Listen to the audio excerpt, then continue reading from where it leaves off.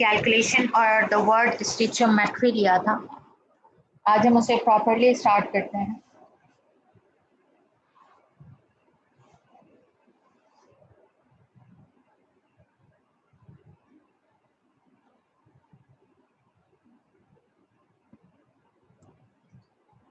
कल मैंने जो आपको इक्वेशंस दी थी बेटा, उस इक्वेशन में मीथेन की जो इक्वेशन थी उसके reactant and product both side water लिखा हुआ था, सही। तो कभी भी सेम कंपाउंड दोनों साइड पे नहीं आ सकता है। तो मीथेन ऑक्सीजन के साथ रिएक्ट कर रहा होगा और कार्बन डाइऑक्साइड एंड वाटर बना रहा होगा, सही। तो अगर वो इक्वेशन आपके पास बैलेंस होने से रह गई है, काइंडली आप उसे आप कंप्लीट कर सकते हैं।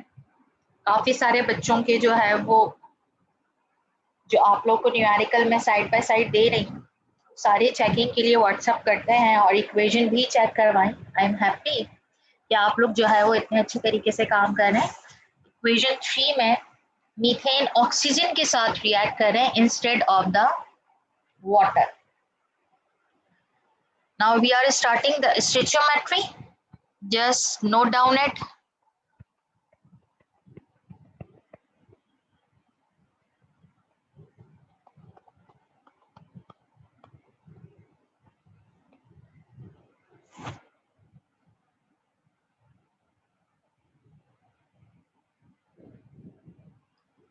It is a branch of chemistry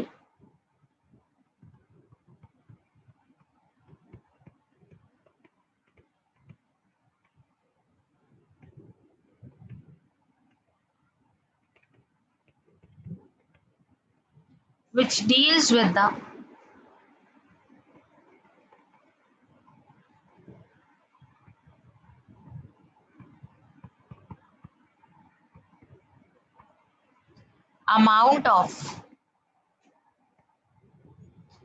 amount के आगे ब्रैकेट में आपने मेंशन करना है मास और वॉल्यूम।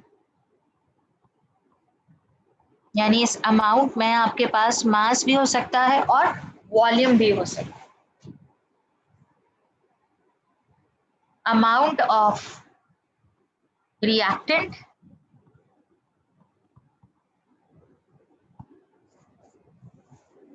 और products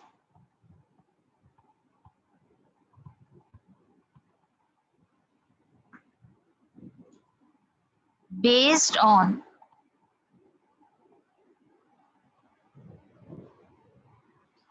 a balanced chemical equation.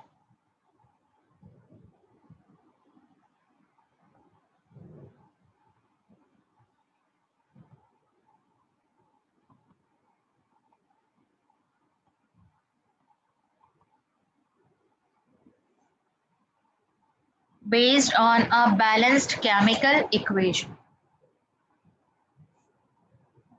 इसका मतलब simple, it is a branch of chemistry जो अमाउंट से डील करता है बेटा। अब वो अमाउंट चाहे रिएक्टेंट का हो या प्रोडक्ट का, अब वो अमाउंट चाहे आपके पास इन टर्म्स ऑफ मास हो या वॉल्यूम या फिर नंबर ऑफ मोल्स की टर्म में हो, लेकिन आपके पास क्या होता है, आप उसे ब्रांच ऑफ केमिस्ट्री से डील करवाते हैं which is स्टिचियोमेट्री।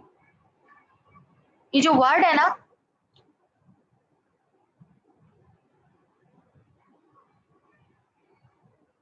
It is actually Greek word स्टोकियन।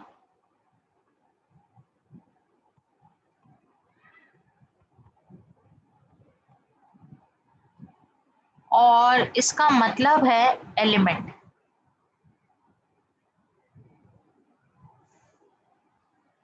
And metry means measurement.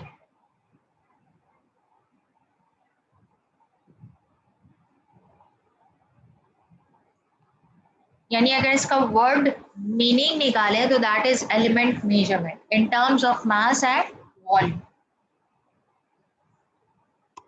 Now what is balanced chemical equation?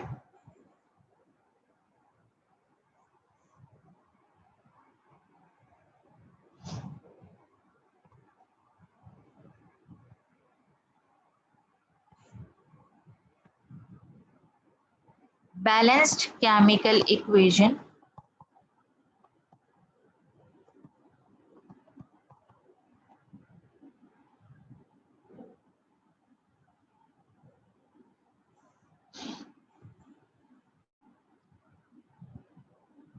A balanced chemical equation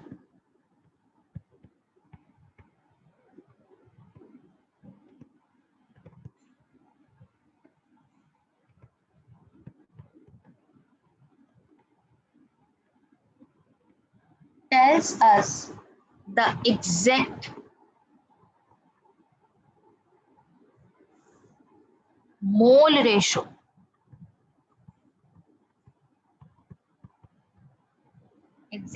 mole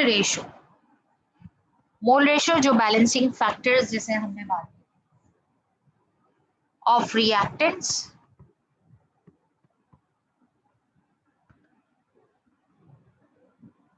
and products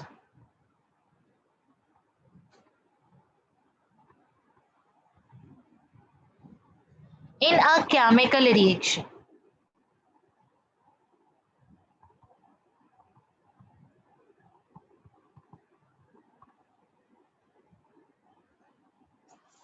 यानी एक बैलेंस केमिकल इक्वेशन मुझे reactant and product के दरमियान number of mole ratio बताता है. How many number of moles can be required.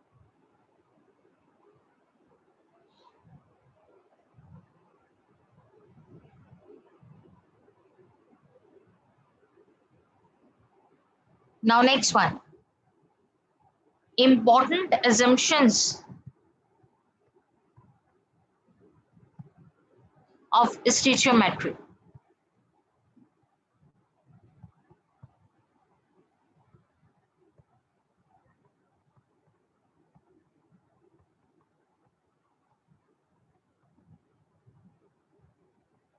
What do you mean by the important assumption? जो आप suppose करते हैं जब भी आप स्टिचियोमेट्री की किसी भी टाइप का कोई एक न्यूमेरिकल सॉल्व करते हैं बेटा, तो वहां पर आप सपोज करते हैं इन 3 पॉइंट्स को. Number 1, reaction is irreversible.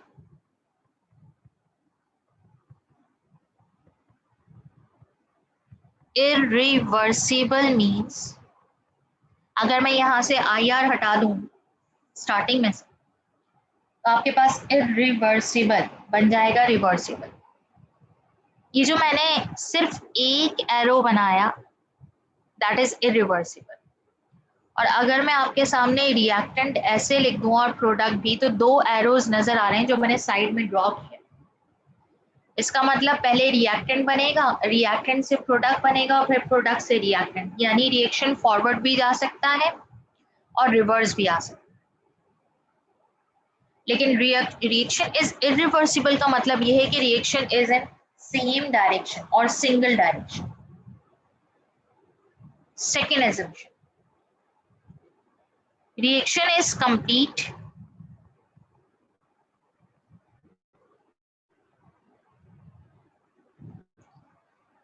and balanced. Complete का मतलब रिएक्शन कंप्लीट होना चाहिए, जितना रिएक्टेंट था वो कंज्यूम होकर प्रोडक्ट फॉर्मेशन करता हुआ नजर आए. And number 3, there is no any side reaction.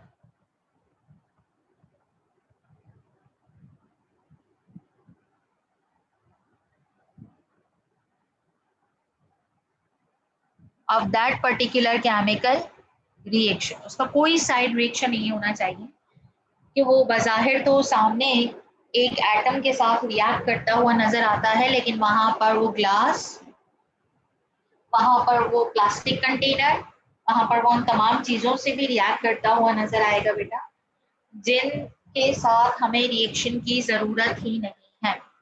तो हम समझते हैं हमारे पास पर्टिकुलर अमाउंट ऑफ प्रोडक्ट आ रहा है, पता चलता है वो किसी और अमाउंट के साथ भी प्रोडक्ट बनाता हुआ नजर आ जाए. That is side reaction. Now types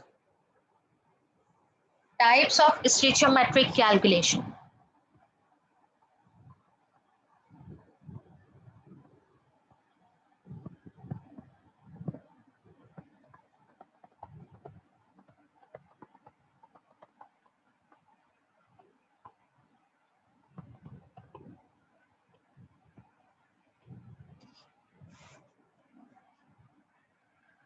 There are 3 relationships, यानी 3 types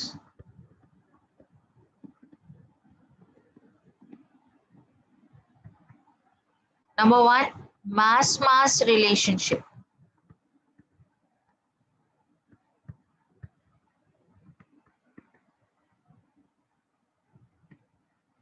What do you mean by the mass?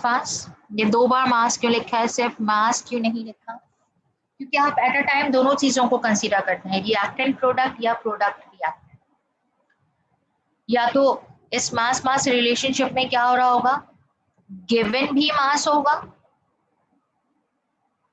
और रिक्वायर्ड भी क्या होगा, मास। डिपेंड करता है, गिवन अगर रिएक्टेंट के लिए है, हो सकता है रिक्वायरमेंट प्रोडक्ट के लिए हो सकता है गिवन प्रोडक्ट क्या हो और रिक्वायर्ड रिएक्टेंट का हो।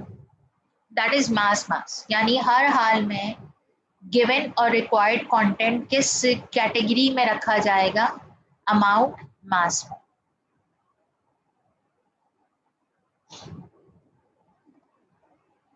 Number 2, mass volume relationship. Mass volume relationship का मतलब गिवन मास हो और रिक्वायर्ड वॉल्यूम हो और वाइस वर्सा भी हो सकता है।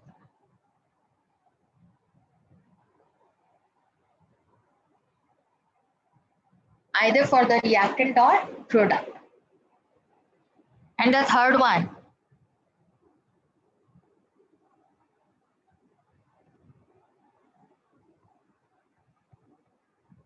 volume relationship.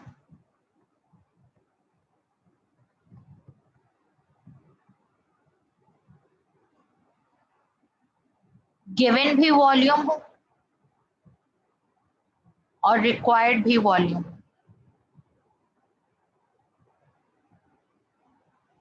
And similarly for vice versa.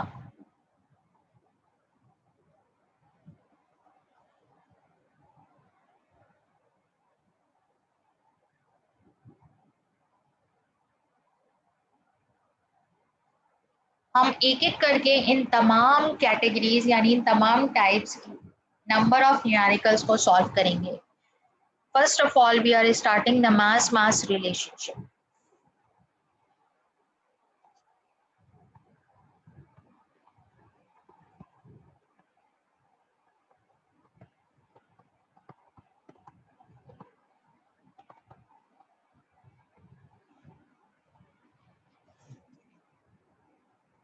Calculator अपने पास रखिएगा और हर एक चीज से रिलेटेड जो भी मेथड्स आपको बताए जाएं, आप जानते हैं आपको मेथड ज्यादा इसलिए बता दिए जाते हैं क्योंकि वो दोनों अकॉर्डिंग टू सिलेबस है।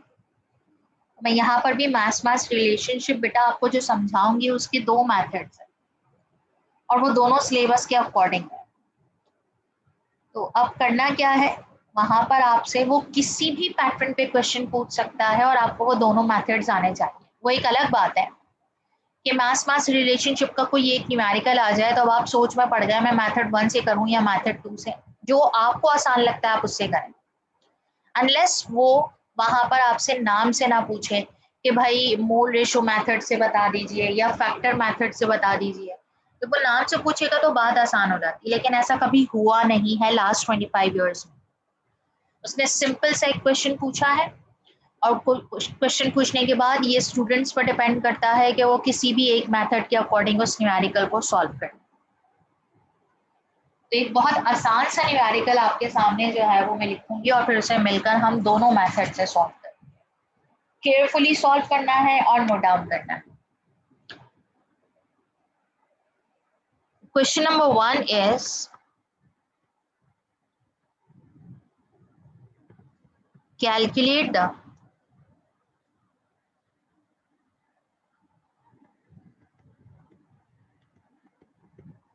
mass of KCl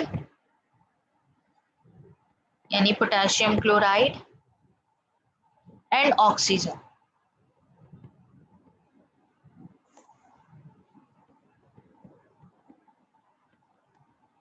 obtained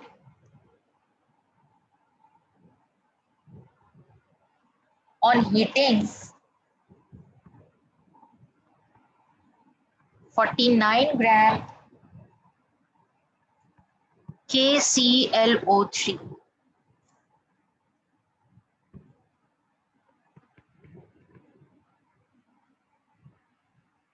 with the following reaction.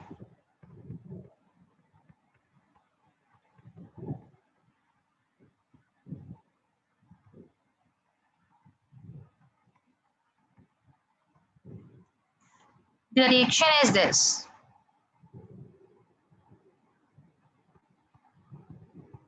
KClO3 KCl plus O2।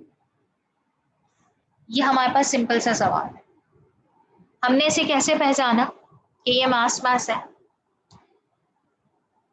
KClO3 का अमाउंट मास में गिवन है और बकायदा क्वेश्चन के स्टार्ट में ही उसने कह दिया mass of KCl and O2 आपको क्या करना है, फाइंड आउट करना। यानी that is simply you can easily identified which type of relationship is present in this particular numerical.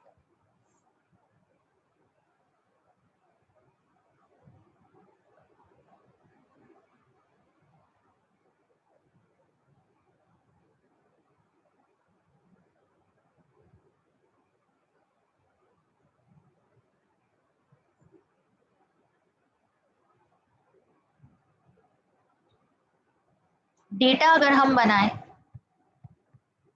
तो सिर्फ एक ही चीज गिवन है, mass of KClO3 49 gram and requirement किस चीज की है, mass of KCl and mass of oxygen. अच्छा, इससे पहले कि हम आगे बात करें, हम सबसे पहले इक्वेशन को चेक करते हैं। इक्वेशन बैलेंस है या नहीं, सामने ही नजर आ रहा है, एक साइड पर ऑक्सीजन 3 है और एक साइड पर ऑक्सीजन 2। आपको याद होगा मल्टीपल नंबर वाली कहानी, आपने यहां लगाया 3, आपने यहां लगाया 2 और यहां लगाया 2, इक्वेशन क्या होगी, बैलेंस्ड।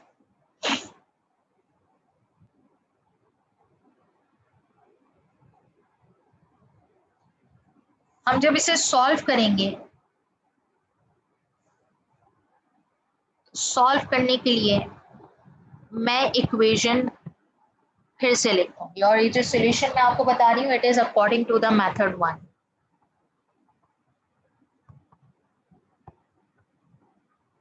इसको आप फैक्टर मेथड भी कह सकते हैं।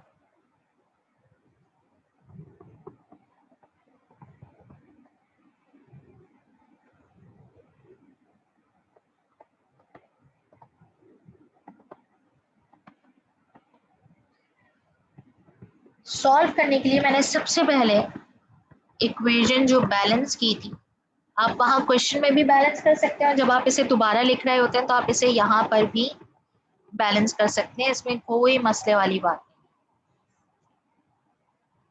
नहीं। मैंने यहाँ पर तीनों के, ये जो इक्वेशन है ना, तीनों के सबसे पहले तो मोल्स लिखे। यहाँ 2 मोल्स है, ये रहे 2 मोल्स, यहाँ भी 2 मोल्स है और ये जो 3 है जिसको आप बैलेंसिंग फैक्टर अभी तक आप कह रहे थे, उनको अब हमने क्या कंसीडर करना शुरू किया, मोल्स। मैं यहाँ पर ही इनके मॉलिक्यूलर मासेस फाइंड आउट करूँ। कैसे, 2 मोल तो पहले ही था, potassium is 39, chlorine is 35.5 and oxygen is 16 multiply by 3। जब आपने ये सब मल्टीप्लाई और ऐड किया तो आपके पास यहाँ पर आएगा, जी आना चाहिए 48 plus 35.5 plus 39, get the answer 122.5। जब आपने इस बैलेंसिंग फैक्टर से क्या किया, जी बिल्कुल सिंपल, मल्टीप्लाई, तो आपके पास फाइनली आंसर क्या बना, 245 ग्राम्स। मैंने इसको ग्राम्स दे दिया। अब मैं इसे मॉलिक्यूलर मास रिप्रेजेंट कर, यहाँ पर KCl के लिए भी यही काम करना है क्योंकि ये तो रिक्वायरमेंट है। देन 39 प्लस 35.5, इन दोनों को जब हमने ऐड किया तो आपके पास आना चाहिए 74.5, और जब आपने इसे 2 से मल्टीप्लाई किया then you get 149 gram. And oxygen is very easy, 316 multiply by 2, 332, और यहाँ क्या आ जाएगा 96 ग्राम। इक्वेशन को पढ़िएगा मेरे साथ जैसे मैं आपको बता दूं। 249 ग्राम्स ऑफ KClO3, नाम है potassium chlorate. 245 grams of potassium chlorate produced, equation क्या बताएगी, 245 grams potassium chlorate produced, 149 gram potassium chloride and 96 grams oxygen. 245 grams of potassium chlorate produced 149 gram potassium chloride and 96 grams oxygen.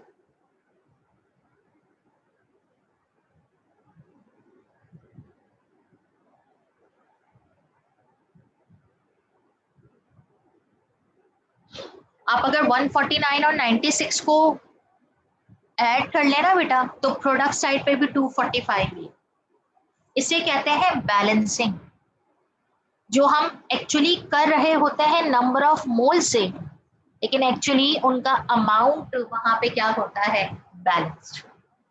अब यहां से हमें क्या करना है, चलें भाई अब देखते हैं यहां से हमारा काम क्या होता है।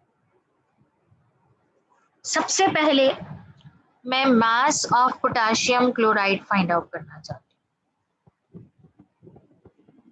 इसके लिए मैंने इक्वेशन से हेल्प, अकॉर्डिंग टू इक्वेशन क्या इक्वेशन ने मुझे बताया 245 gram of potassium chlorate produced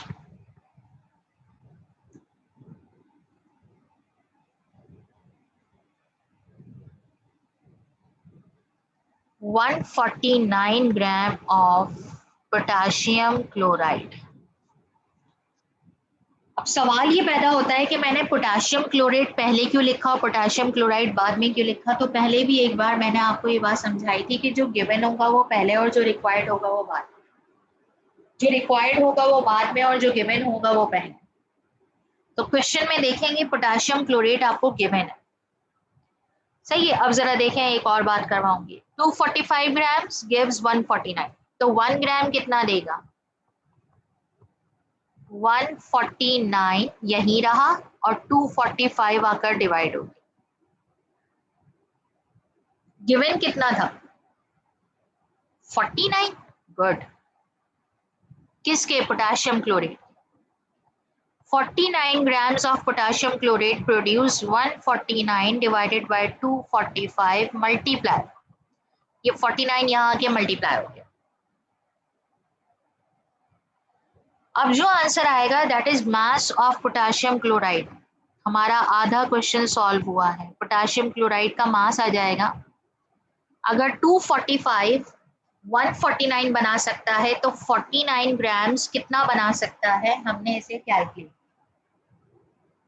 और कैलकुलेट करने के बाद आपका आंसर क्या आ रहा है, it's very simple, 149 divided by 245 multiply by 49, 29.8।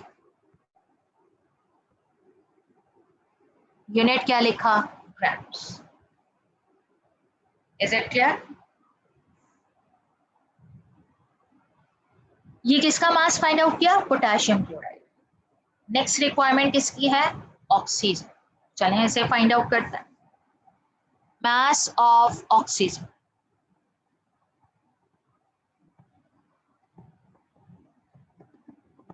according to equation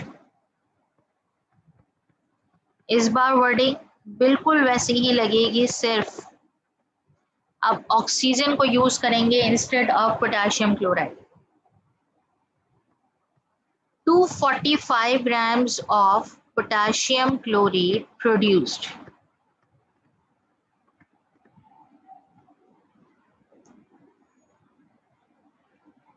96 gram of oxygen.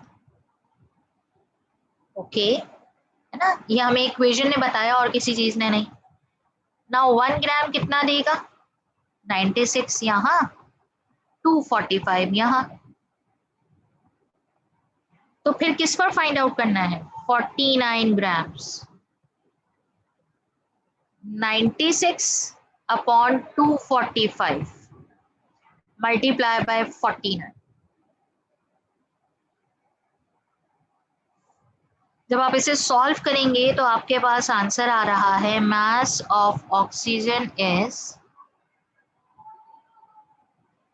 Very simple 19.2। This is how we solve for the masses of the product.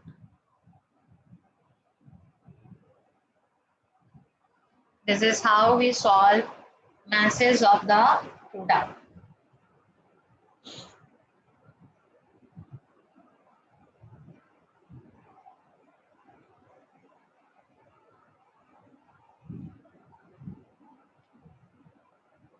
अच्छा, अब इंटरेस्टिंग पॉइंट क्या है? जिस तरह आप 149 और 96 को ऐड करके 245 की वेरिफिकेशन कर सकते हैं, सिमिलरली आप 29.8 एंड 19.2 को ऐड कर 49 की वेरिफिकेशन कर सकते हैं। इसका मतलब आपके आंसर्स क्या है? सही।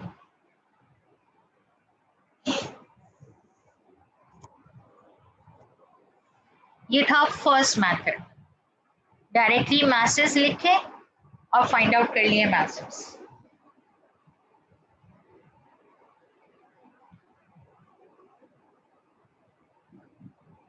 Now we are moving towards the same question, but क्या करना है हमने? मेथड 2 से इसे सॉल्व करना है। मेथड 2 का नेम है मोल रेशो मेथड।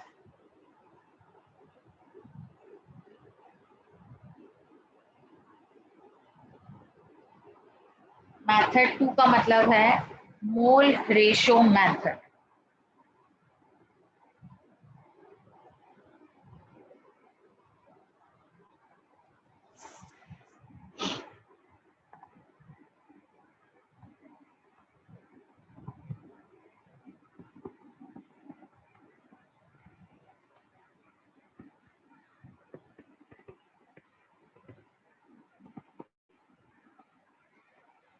इस मोल रेशो मेथड में इक्वेशन वही है बेटा,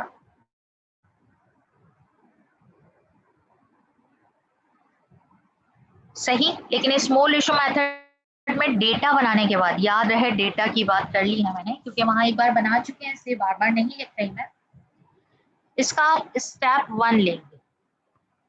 क्या है इस स्टेप 1 में? आप इस स्टेप 1 में गिवन मास इनटू मोल्स, आप मास को किस में कन्वर्ट कर देंगे? मोल्स में। मास किसका गिवन है? क्वेश्चन पे नजर डालें। Yes good, KClO3। तो फिर मुझे मोल्स भी किसके फाइंड आउट करने हैं? KClO3। तो मास भी गिवन किसका है? KClO3। मॉलिक्यूलर मास भी मुझे किसका रखना है? KClO3। नाम इसलिए लिख रही हूँ बेटा ताकि आप लोग कंफ्यूजन से बाहर आ जाएं। सही, मॉलिक्यूलर मास और फिर number of moles. Given mass था 49। आप चाहें तो साइड पे मेंशन कर सकते हैं, mass is 49 gram and KClO3 आपने अभी मॉलिक्यूलर मास फाइंड आउट किया था 39 प्लस 35.5 प्लस 48। इसे जब आप ऐड करेंगे तो इसका एग्जैक्ट मॉलिक्यूलर मास क्या था 122.5, नॉट द 245। वो इक्वेशन के अकॉर्डिंग था जब हमने इक्वेशन के 2 मोल्स से उसे मल्टीप्लाई किया था। Just remember actual molecular mass ये रहा। जब आपने इसे 2 मोल्स ऑफ द इक्वेशन से मल्टीप्लाई किया तो हमारे पास 245 आया। अगर हर मेथड को एक ही तरीके से सॉल्व करेंगे तो फिर मेथड में कोई फर्क नहीं रहेगा। आपने यहाँ रखा 122.5। Can you solve this value get the number of moles? What quantity?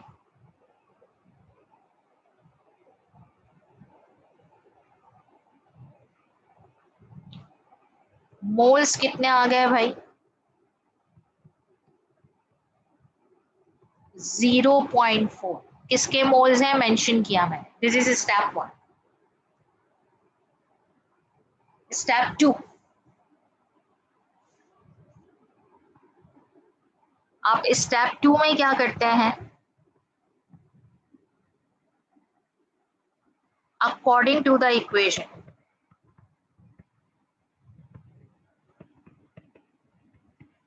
Mole ratio, equation के अकॉर्डिंग मोल रेशो अप्लाई करें। इक्वेशन क्या है जरा दोहरा लेते हैं अपने पास, बल्कि लिखते हैं, इस स्टेप में लिख लेते हैं। 2KClO3 which gives 2KCl plus 3O2। तो फिर किसके दरमियान मोल रेशो देखना है? चलें सबसे पहले हम KCl के साथ देखते हैं।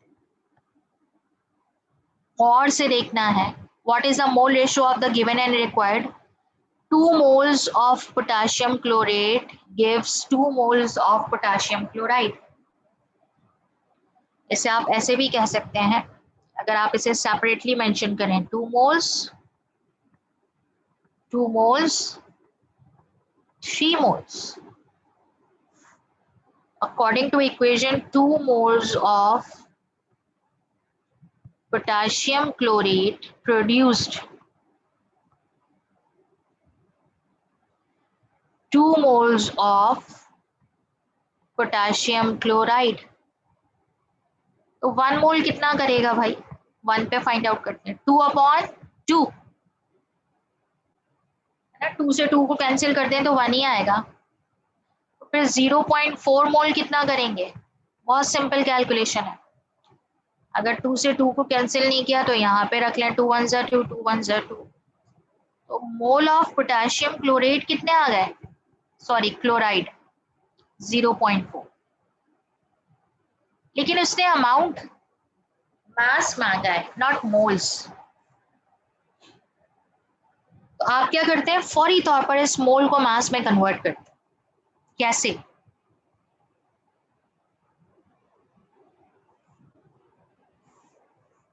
मोल्स हैं 0.4 पोटेशियम क्लोराइड के।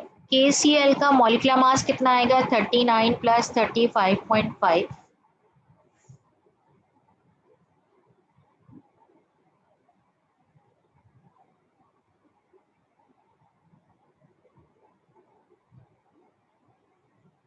सही। और आपने क्या किया? सिंपल इसे ऐड किया विच इज 74.5।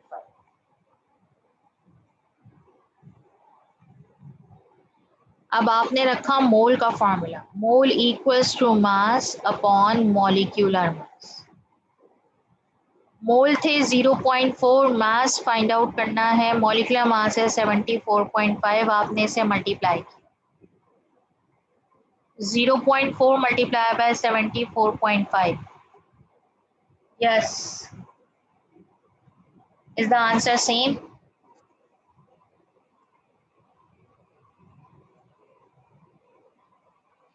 $29.8। किसका मास है? Mass of KC।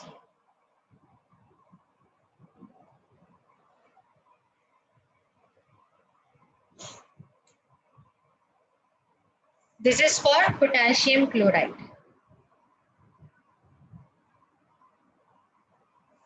अगर मैं इसी मेथड से ऑक्सीजन के लिए फाइंड आउट करूं तो मोल रेशो क्या बनेगी जी, ये इक्वेशन ही बता रही है मुझे। 2 moles of potassium chlorate produced 3 moles of oxygen। चलें अप्लाई करते हैं ऑक्सीजन के लिए। 2 moles of potassium chlorate produced 3 moles of oxygen। तो 1 मोल कितना करेगा भाई, बिल्कुल 3 यहाँ रहेगा, 2 आके डिवाइड हो जाएगा। तो मुझे कितने मोल्स पे फाइंड आउट करना है 0.4। ये कहाँ से आया 0.4, 49 ग्राम्स को जो हमने कन्वर्ट किया। 3/2 multiply by 0.4। Yes, it's simple.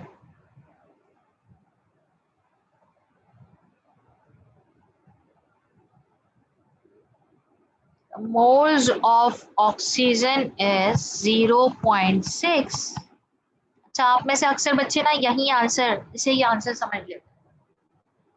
आप जानते हैं वो मास मांग रहा है, ये तो अगर आप बहुत फैला के इसे सॉल्व नहीं करना चाहते हैं तो आप इसे ऐसे सॉल्व कर सकते हैं। मोल्स है 0.6, ऑक्सीजन का मॉलिक्यूलर मास कितना है 32। तो आप ऐसे भी कर सकते हैं, मास डायरेक्टली फॉर्मूला लगा दें, मोल इनटू मॉलिक्यूलर मास। मोल रखे, मॉलिक्यूलर मास रखा, दोनों को मल्टीप्लाई किया and you get the same answer which is 19.2 grams।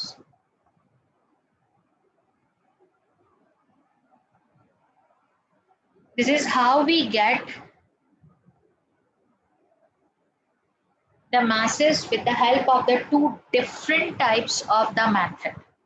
और आप देख रहे हैं कि आंसर अगर आप सही सॉल्व करेंगे कहीं पर कोई गलती नहीं होगी, कहीं पर आंसर्स में कोई जो है वो डिफरेंस नहीं पाया जाएगा। ये आपने स्टिचियोमेट्री का सिर्फ एक न्यूमेरिकल अभी सॉल्व किया है, दोनों मेथड। कुछ बच्चों को पहला मेथड आसान लगता है। अच्छा, पहला मेथड में अगर मुझसे पूछा जाए तो मास मास अगर रिलेशनशिप है और आपको अपना वर्किंग टाइम बचाना भी है और आपकी स्पीड भी बहुत अच्छी है तो आप फर्स्ट वन मेथड से बहुत आसानी से डायरेक्टली आंसर निकालते हैं। वहां पता है ये झंझट नहीं है कि पहले मोल में कन्वर्ट करें, फिर मोल रेशो लगाएं, फिर मोल में आंसर आए और फिर उसे मास में ही करें। मेथड 1 में ये आसानी है कि डायरेक्टली मास रखा और डायरेक्टली आंसर आ गया। मेथड 2 में ये मुश्किल है कि भाई अकॉर्डिंग टू मास मास, यही चीज मैं आपको मास वॉल्यूम में ऑपोजिट कहूँ। मोल रेशो में ये है कि पहले मोल्स में लेकर आए, फिर मोल रेशो अप्लाई करें, देन फिर मोल आएंगे और फिर आपके पास क्या आएगा, मास। तो मोल रेशो मेथड की असल में ट्रिक ये है जो मैं आपके सामने लिख रही हूँ, ताकि आप इस की को अपने पास जो है वो रखें। आपने गिवन मास को कन्वर्ट किया मोल्स में, फिर आपने अकॉर्डिंग टू इक्वेशन क्या अप्लाई की, मोल रेशो। फिर आपके पास वहां से क्या है, रिक्वायर्ड मोल्स, और फिर आपने उसे किस में कन्वर्ट किया, मास में। और कैसे कन्वर्ट किया, आपने मोल को मल्टीप्लाई कर दिया मॉलिक्यूलर मास। गिवन मास को मोल्स में कैसे कन्वर्ट किया, यस, मास को डिवाइड कर दिया यहाँ मॉलिक्यूलर मास। एक ही फॉर्मूला डिफरेंट पैटर्न पे लगा। Mole ratio according to equation कैसे लगाई, mole ratio in between required and given. Mole ratio आप किसके दरमियान लगाएंगे, गिवन एंड रिक्वायर्ड। एक बार फिर से इस की को बता दूं, जो गिवन मास होगा आप उसको मोल्स में कन्वर्ट करें with the help of the mole formula. Then आप क्या करेंगे, इक्वेशन अप्लाई करेंगे। इक्वेशन के अकॉर्डिंग क्या करेंगे, मोल रेशो अप्लाई करेंगे। किसके दरमियान, गिवन एंड रिक्वायर्ड के दरमियान। फिर वहां से क्या फाइंड आउट करेंगे, रिक्वायर्ड मोल्स, उन मोल्स को किस में कन्वर्ट कर देंगे, मास में, with the help of the given formula. This is the key points for the conversion of the method 2. बेटा हम आज की क्लास यहाँ तक रखते हैं, नेक्स्ट क्लास में हम इसे कंटिन्यू करेंगे। काइंडली इसे एक बार रिवाइज कीजिएगा और फिर जो है